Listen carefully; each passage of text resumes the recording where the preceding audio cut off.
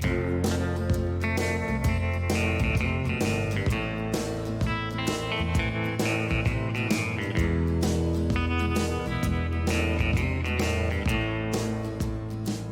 morning, good afternoon, good evening, and welcome to What is America to You? I'm your host, Derek Dempsey. I'm coming at you from New York. Okay, before we start this week's show, we implore you to give us a like and to subscribe to our channel, What is America to You? Our latest video has some great comments and a lot of people tuning in just over the space of one day, so we really are very grateful for that. Right, Jessica? Yeah, we really love you all. We need your help a lot. We really do right now. Okay.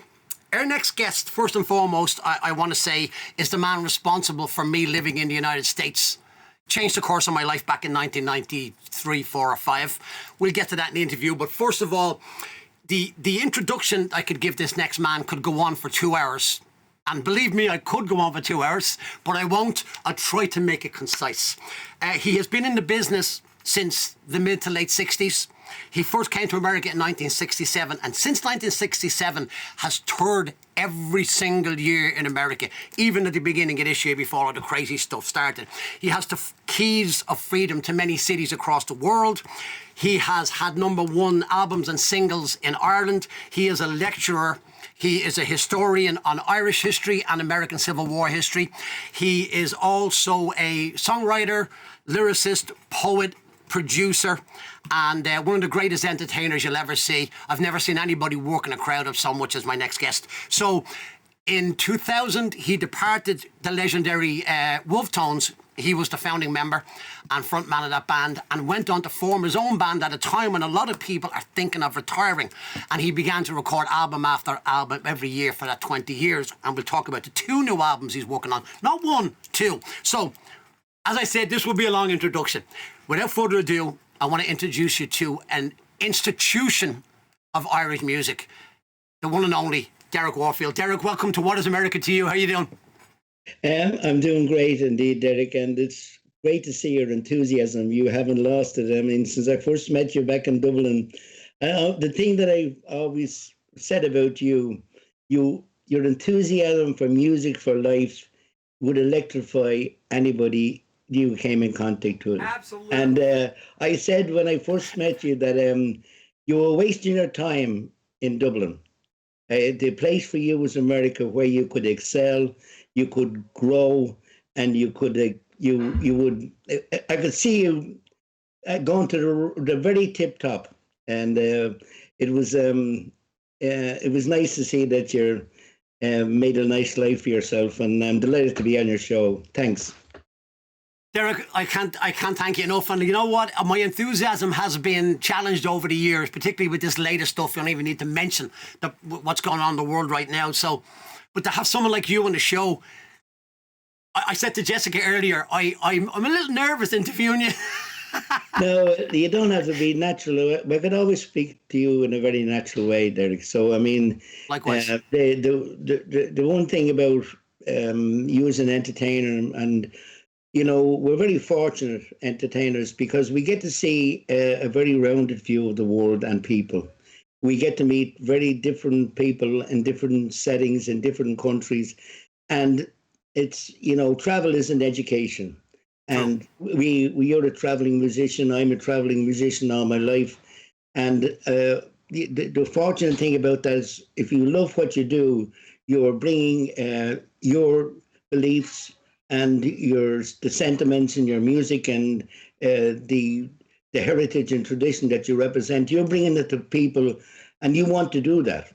And, you know, that's something that's motivated me through my life and has sustained me down through the years. So I'm happy to talk to you about anything in pertaining to music and life and life in music. Well, Derek, I'm everything you said I agree with there. You've been a big voice for human rights, but particularly for the rights of Irish people under British rule throughout the years, and you've been doing that since the 60s, through the 70s, through the 80s, right up to the 90s and the Good Friday Agreement. But before we get into that, I don't want to forget that not only are you working on one album, you're working on 2. One is The Dawn's Early Light, and the other one is more focusing on the band, the Young Wolfe Tones, who are an exceptional band. You have one of the best banjo players I've ever seen. As I always say to them artists, the triplets, She's incredible. So tell us a little bit, could you please, about both of those albums in whatever order you want. Yeah, well, the first one I'd like to talk about is the one I'm working with the band. As you say, I have an exceptionally talented band at the moment. And the wonderful thing about that band is that they have the same enthusiasm for the music. And, in my 70s, I never thought, that the young people that I'm working with give me the same enthusiasms I had back in the 60s. That's a great compliment. That's, because they see the value and an appreciation of the songs and music that we record. And, with my knowledge, I can enhance that by giving them the background. And it's a wonderful thing to see the love and emotion and passion in their music. And I'm very fortunate that I've gotten very talented people with me. As you rightly say, Damaris Woods, that plays the banjo, is probably the best banjo player in Ireland, the best tenor banjo player, certainly. I agree. And she's, and all of the band they have, Myla Moylan, who plays guitar, Andreas Durkin, who plays keyboard, and Cormac McGuiness, who sings the Dublin songs. Cormac. I know well. You said Andreas Durkin. Whenever I see Andreas, he comes in to see me in New York when he's over. One of the nicest people you ever meet. But when we meet each other, the two of us just crack up laughing. whatever the energy is. No, he's the same as you. He has a great passion for the music, and he loves what he does, and he loves the excitement of performers. And as I said to you, we are a blessed people, because we do get to see some of the finest parts of life in terms of reaction of people to our music and performances. And generally, we bring so much joy to people through the music. Yeah, that motivates a lot of performers. And yourself, most people that perform and sing and play, that's just what they want to do. But we're born to do it. And Derek, you've been on the stage a lot longer than me, and people react very differently to singers than they do to anybody else in the world. You could be in a bar and not sing, and people wouldn't give you much of the time of day. But once you sing, something happens between people's souls when you sing. It's a deeper level of communication to the soul. You can say things in songs that you cannot say in any other way. Say it in a poem, and music is the ingredient that brings together so many artistic expressions. It brings together poetry. It brings together history. It brings together heritage, culture.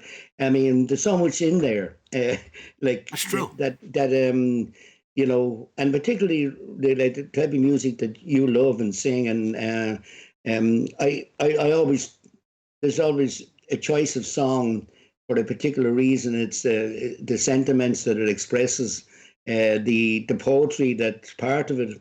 There can be different reasons that you take a song and love that ballad or piece of music. But it's I always believed that it's one of the main chief reasons that Ireland was never conquered was because of our music.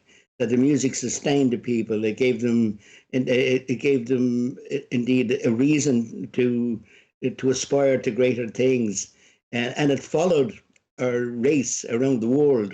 No matter where Irish people travelled to, they brought their music with them. They did. And Derek, do you know, I always say every single person in Ireland has some type of musical talent, whether it's the spoons, the guitar, a little bit of bass, an ability maybe to recite a poem. My brother Alan will recite a poem. He can't sing, but he'll recite a poem, and we're a very musical people. I want to quote you in relation to what you said about the young band.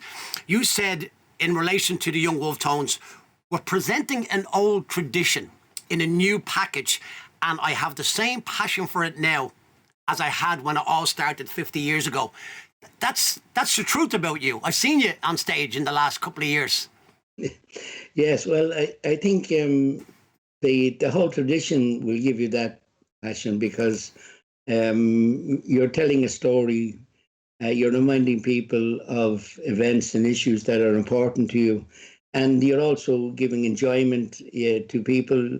You are there's a lot, as I said, in there in what I do, and yeah, this young band they have would, you seen Milo singing "The Fields of Athenry." Oh, brilliant! He's done a wonderful voice, and like his God-given voice, like yourself, Derek, that you couldn't teach people to sing like that. You could spend 10 years in the Conservatoire of Music. I got a great cheerleader here. Derek, listen, I'm with you on that, and we're going to show the video in a second, but while we're talking about singing, it's the reason why I love opera. I don't know what most of them are saying. I'll give you a quick story. Last November, Lisa and my youngest daughter, Nikki, went to the opera. Lisa's been to a few. I've been to many, like yourself, but Nikki came with us for the first opera, and I think it's great to bring your children to opera. So we're sitting there watching the Marriage of Figaro, and they have the subtitles on. Now, I know the basic story of the Marriage of Figaro, but I know that music, that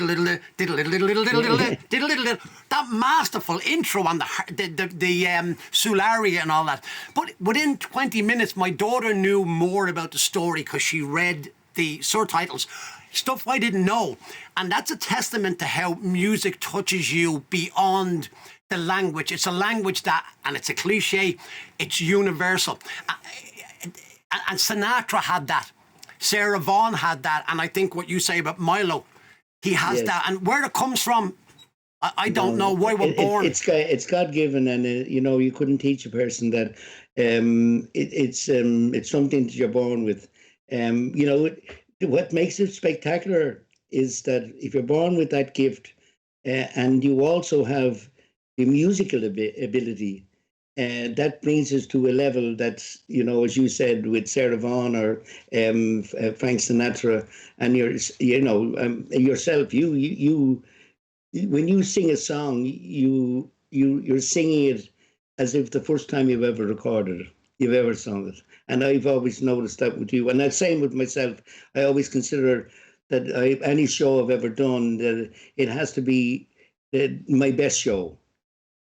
Derek, that is brilliant. And before we show the video, somebody said to me a couple of years ago, I was working with some musicians, and he said to me, look, this is the big show we're doing, so I'm going to treat it better than I did the other shows in the small gigs. I said, no, every show is a big show. Whether it's Madison Square Garden or whether it's some hole in the wall in Illinois, it doesn't matter, because the audience are there. Every show is a big show. But listen, we're going to show... Speaking of show, we're going to show a video of Derek Warfield and the Young Wolfe Tones for a second. So just give me 1 second. Okay, this is Derek Warfield and the Young Wolfe Tones singing "I Wish I Was Back Home in Derry."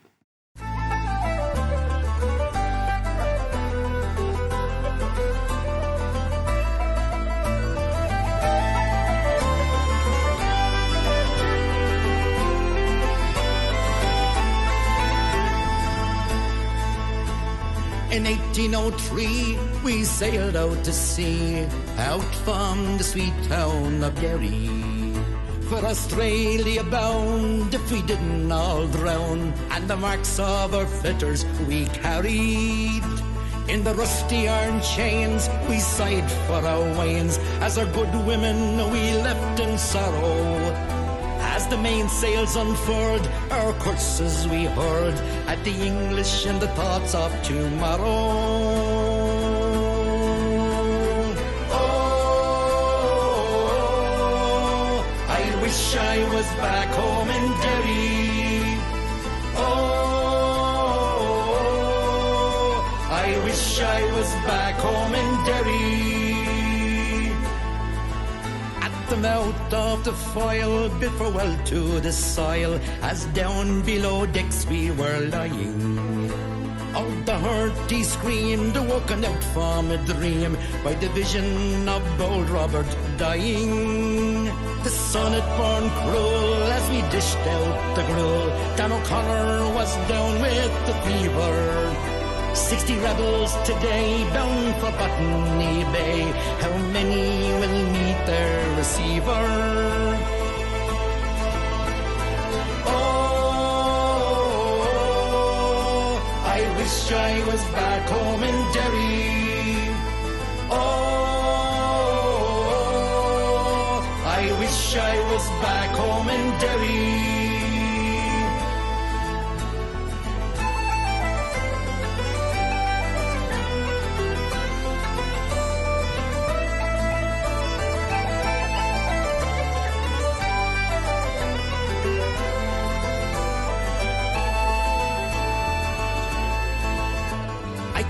them to hell as I bow fought the swell.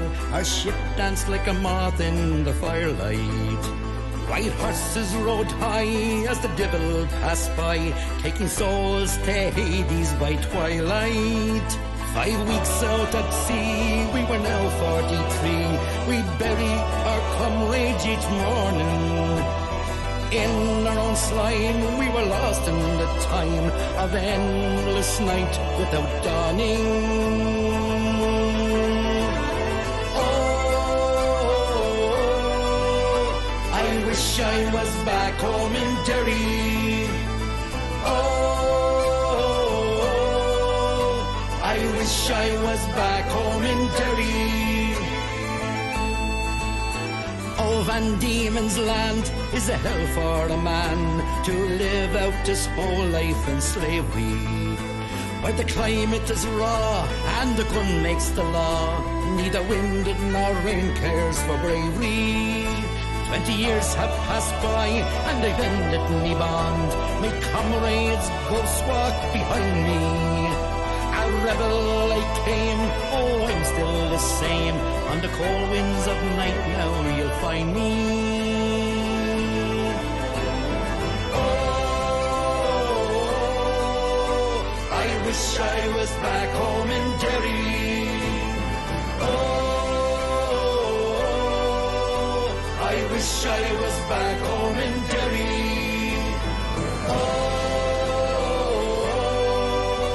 I wish I was back home in Derry. Okay, that was Derek Warfield and the Young Wolfe Tones, and I wish I was back home in Derry. I hope you didn't catch me singing at the end of that, ruining the freaking song. All right, Derek, during that video was playing, we were chatting a bit, and I know you were a tailor before you decided to become a folk musician and many other things. And I asked you a question. Years ago, my mother used to say there's 3 types of tailor. The tailor that cuts on the chalk line, outside the chalk line, or inside. And which one are you? I was right down the middle. That's just brilliant. You've never sat on the fence, Derek, ever. Yes. No, I suppose, no, I mean, when it comes to music, I have very, very widespread loves, and but you know, there's good and bad in life, and there's That's good true. and bad. Yes, and so, you know, I always try to look at the good side, and you know, in terms of you know, that last clip you played of Back Home in Derry is a good example. And that the words of that song were written by Bobby Sands. Yep. And he wrote that in prison. And like it gives a great understanding of how he felt about. He wrote it about the followers of Robert Emmet, who were all deported to Australia. So the man knew history, and he focused on the continuity of his struggle, him in the same fighting the same fight. And it's a wonderful tribute to his vision that he could pick. Most of the Irish men and women that followed Emmet would have been the poor of Dublin and the poor of most of the cities, because Emmet, being an aristocrat, offered them hope. So he was executed in Dublin in St. Thomas's Street, but his followers were all deported to Australia. And Bobby Sands chose that episode in history back in 1803 to write that song. And I always think that it was a lovely way to spend his time in prison. He was denied to have paper and pencil. So he wrote it on a cigarette paper with a pen that was hidden in his body. And that's one of the reasons that I wanted to record it, because no matter what his condition was, his emotions, his passion for what he was representing, he wanted to put that down on paper, and he put down that song, and I've recorded it. That's the incredible spirit of a people, whether it's people in Palestine fighting for their rights, whether it's Nelson Mandela spending 26 years in prison, whether it's the civil rights struggle in this country throughout history, that enduring spirit that makes people go beyond what we could ever think we could. And Derek, all people are ever fighting for is the right for their children to grow up with happiness, with Yes. equality and to live to an adulthood. That's all. And Bobby Sands was put in prison and murdered when all was said and done because he wasn't asking for anything special, just like the people of Palestine and so on and so forth, for their children to grow up happy and safe. Is that a fair, simple statement? Yeah, it is. Bobby Sands grew into a state-let that was set up by the British government in 1921. It was sectarian. It was discriminatory towards him. He grew up in a society that he had no control over, and he knew he had no representation in that society. So he was alienated, and he died on hunger strike. And I can never understand how these young men, and there were 23 of Irish men who died on hunger strike since 1917, and all of those men, I don't know how they got the courage to take the actions that they did. It would have to a tremendous belief that your sacrifice and your what you were doing would lead to something greater. I do believe that all of them believed that by their actions they could change the conditions of their people. And I agree. think that was the strongest motivation they had. But I was delighted to record it, and as it is a song that resonates with all people that are struggling. Absolutely. And Derek, one of the greatest examples, one of the most famous people that emancipated a whole group of people was Abraham Lincoln. We all know that Abraham Lincoln knew that he was like the great man from Cork, Michael Collins. I'm signing my death warrant. Abraham Lincoln knew he was going to die to free the people. Yes, yeah. I think there's a lot of things about Abraham Lincoln that you would have to admire, and I think that having read an awful lot about him, one of his chief advisors was a Dublin man, a man called Henry Carey. And Henry Carey was the son of a Dublin man who came from very close to where your family are from, right in the centre of Dublin, near High Street. Wow. And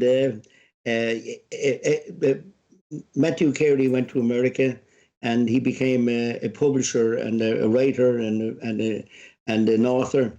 And his son Henry was one of the founding members of the Republican Party in 1856. And Henry, in his writings, had a very, very powerful plan to deal with the legacy of slavery after emancipation. And unfortunately, the that plan was never implemented. The plan for Reconstruction that was formulated by Henry Carey and many other people at the time was never followed through. And it's one of the reasons that the whole legacy of slavery was never really fully dealt with at that time.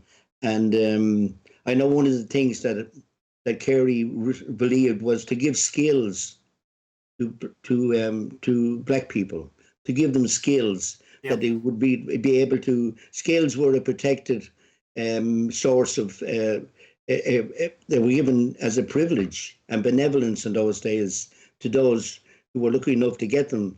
But Carey wanted to give the skills to all, and that's a very American thing. Carey termed his father termed the philosophy of the political economy as he termed it as the harmony of interest. Oh, nice. Well, you know what I'm saying, Derek? If you give a man a fish, you'll feed him for a day. If you teach a man how to fish, you'll feed him for life.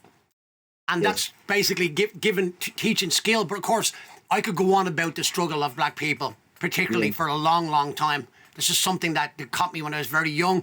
And we could go on about Abraham Lincoln, but because we only have a limited time, I wanted to ask you about your album, which is connected by the Dawn's Early Light. Could you tell us a little bit about that?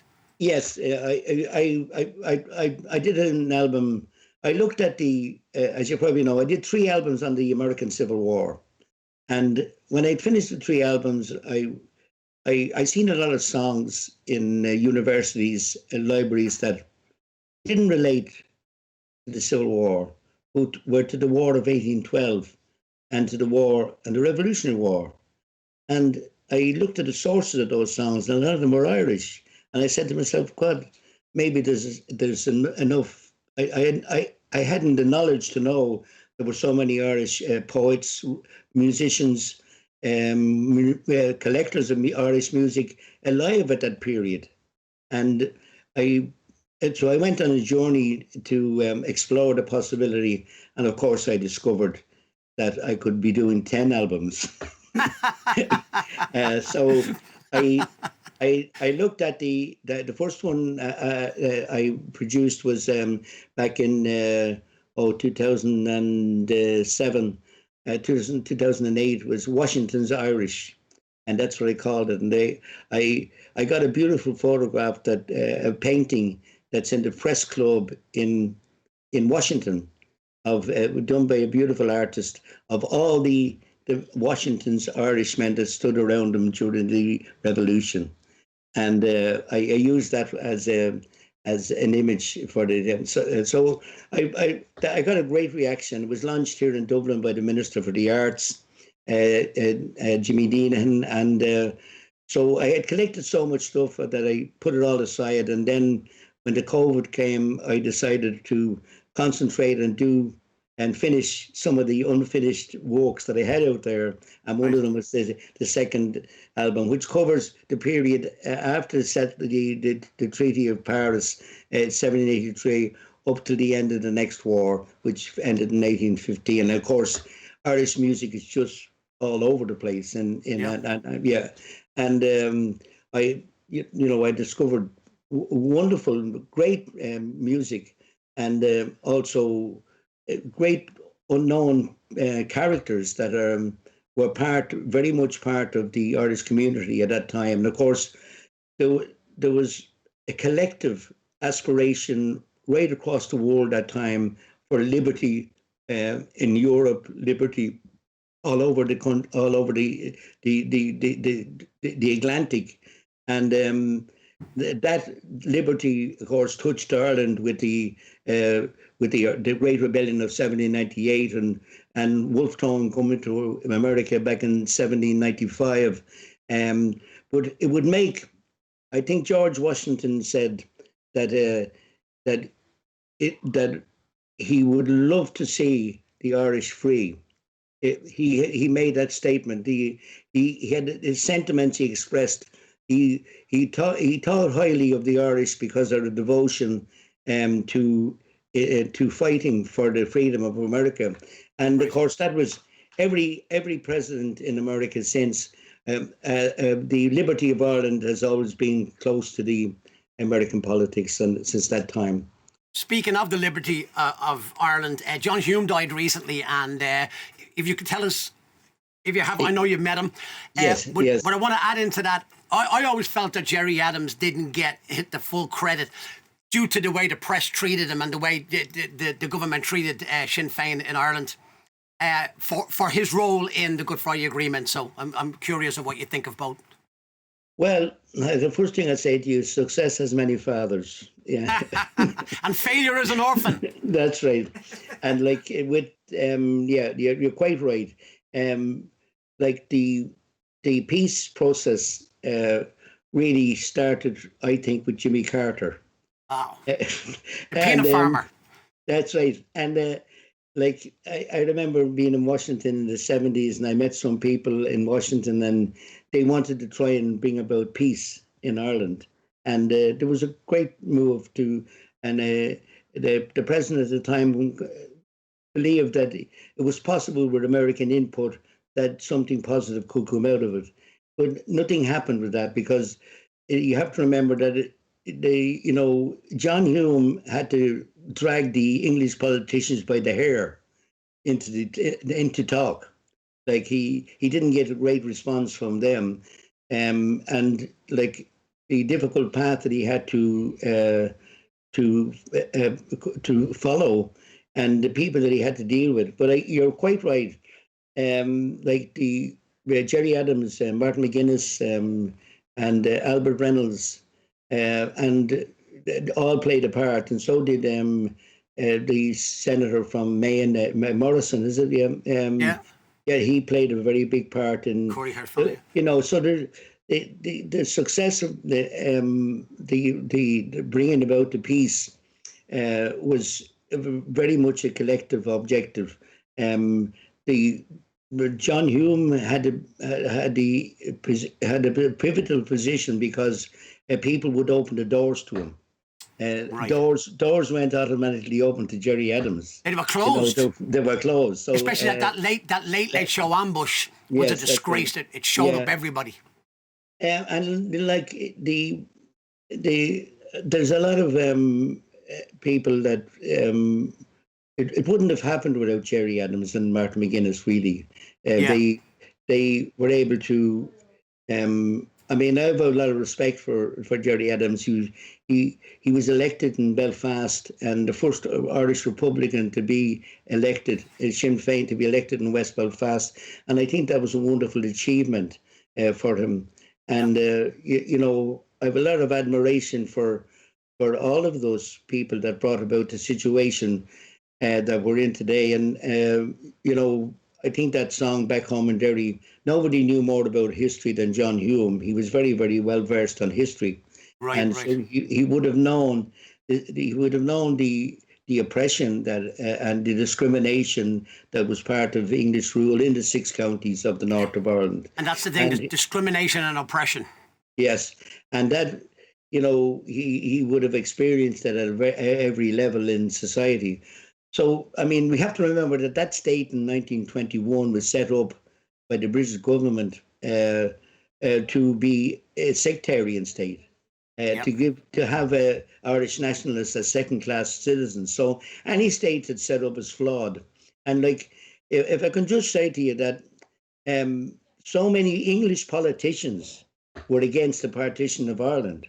You have to remember that. Right. Most English politicians didn't want the Ireland to be separated, and many of them openly spoke and made speeches about it. It was Winston Churchill that said, I had it written down there earlier. He said, whatever the right of Ulster may be, but you cannot stand in the way of the whole of the rest of Ireland. Half a province cannot impose a permanent veto on a nation. Half a province can't obstruct forever the reconciliation between British and Irish democracies. Brilliant. I'm going to look that up. And Winston Churchill said that. No, and he also said at the end of the book, I got this book in Kansas of a person who's did a lot of study on Churchill, and I know he made some terrible blunders around the world, but and the communities are still paying for them in Pakistan and Ceylon and everywhere else. Derek, I hate to say this, but I do hate to say, because I love loads of British people. It's not the people; it's the governments through the years. The British Empire brought misogyny to the world. It brought slavery to the world. It brought homophobia to the world. It just incredible what it did. But listen, I've one last question. Could you give me like a real brief answer on this? They removed your music from Aer Lingus. It was such a great thing that your music was on Aer Lingus, and some British politician complained and they took your music off. Could you give me a very brief feeling on how you felt then? I did. I felt really, I felt outcasted. I mean, it's typical of Irish government-controlled organisations, and as you rightly said, that most. I mean, it could go back to Winston Churchill. He didn't want Ireland partitioned, but he failed. Right. He failed because the military people said strategic interest of Ireland was more important. And, you know, I've met thousands of English people that would consider as my friends, and they never wanted to see Ireland partitioned, never wanted to see it separated. But the politicians in England that expressed those views never seemed to be able to get political power. You understand? I They 100%, never I seem- 100% They understand. never seem to be able to get. I mean, all those people know that this is a holy crime that the country is separated, but they never seem to be able to get to the position that they can influence and say to the people of the north of Ireland, your best interest is shared on the island. Yeah. And you know that's where we are at the moment. And you asked me about Aer Lingus. You know, I think the people in that would feel that English people would be offended by some of the sentiments of my songs, right? Which is totally wrong, because English people are not offended. In fact, the first thing is English people don't even know Irish history. Exactly. So Exactly. it's not taught in school, so they couldn't be. If you don't know it, you can't be offended, right? Derek, when the Name of the Father movie came out, more British people were like, we're ashamed of what our government did, you know. Yes. But Derek, we have to come to a close. Maybe we'll have you on again. We'd love to have you on again. But I'm going to ask you a few questions. You know Marcel Proust, the French writer, Marcel Yeah. Proust. I can't pronounce his name. I'm not. Well, he has a famous questionnaire, and I'm hoping that we can make this really quick, because I know that my boss here might kill me if I go on too long. I don't blame her. So it's called the Proust questionnaire, and the idea is to have snappy 1 or 2 word answers. So I'll throw them at you, and if you can't think of one, we'll skip it. Yeah. Okay, question 1. What is your idea of perfect happiness? Oh God. Well, I don't know. In this life, is there an idea of perfect happiness? I don't know. That's a good answer. Yes. What is your greatest achievement? Oh, I think my greatest achievement was, in terms of my career, was meeting President Obama in 2016. Yes, and playing in Washington. I remember that I was on the hill down in the Rayburn room at seriously, I was at Nowruz, the Iranian New Year. I'm a kind of an honorary member of the Iranian Society. So anyway, what is your greatest extravagance, Derek? Oh, books. I love books. Great, I know you do. What is your current state of mind? My current state of mind is good. I suppose I'm a little bit suffering from claustrophobia. The fact that I'm not traveling, and I've been traveling all my life and stuck at home. Okay, slightly claustrophobic. Okay, what do you consider the most overrated virtue? Well, the most overrated virtue. Oh God, probably that's a hard one now. We'll come back to it. What is the quality? What is the quality you most like in a person? Honesty. Same as me, love it. What words or phrases do you most overuse besides boys and girls? Probably in a Céad Míle Fáilte or Indeed. I'm always using Céad Míle Fáilte, Tá Fáilte Love Isteach. I Indeed is one of my favorite things you say. I have to stop myself and say, okay, 3 more questions. What do you most value in your friends? Oh, friendship and communication, to listen to things that I have to say. Great. Yeah. I'd be with you on that. I want to be heard. I say that to my daughter. One thing that we humans need after water and shelter and procreation, we need to know that we're being heard. That's we need to know that. Okay, which historical figure do you most identify with? Oh, I think I identify a lot with the man I call my band after, the Wolfe Tone. Great. And Yes. what is your motto, if you have one? I think my motto would be something similar to what JFK said. Ask not what you can do for yourself, but what you can do for your country. That's a great one. And I also think that we should all look, indeed, in this order, to our family, our community, and our country. Excellent. And the very last question, and it's the theme of our show, Derek Warfield, what is America to you? America, to me, like so many Irish people, is the country of survival. It's the country that offered a haven of opportunity and freedom and liberty to so many Irish people. I just love America, and I love what it represents, the aspirations and of all the people gathered. And I like the resilience of America, that it was able to withstand the invasions, the Civil War, and come out depression, and then come out and strengthen on the back of all those adversities. Yep. Derek, false and all, I love this country. I love the spirit of Americans. That's what America is to me. Not the politicians, not the big companies, not necessarily the spot. It's the people. The spirit is incredible. But anyway, Derek, thank you so much. It's an absolute honour to have you on here from me and from Jessica.